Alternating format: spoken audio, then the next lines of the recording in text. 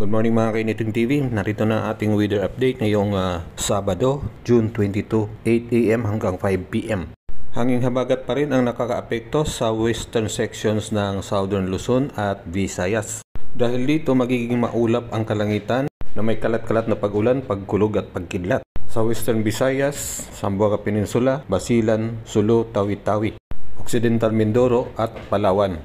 Bahagyang maulap hanggang maulap na kalangitan naman na may bihirang pag-ulan, pagkulog at pagkidlat sa mga lugar ng Metro Manila, Calabarzon, nalalabing bahagi ng Mimaropa, Zambales at Bataan. Localized thunderstorms naman ang nakakaapekto sa nalalabing bahagi ng bansa. Ating pong makikita dito sa ating weather satellite animation, may pagkabuo na po ng thunderstorms dyan sa southern section at sa eastern section ng Mindanao na posible nang magpapaulan ngayong umaga. Maaliwalas naman ng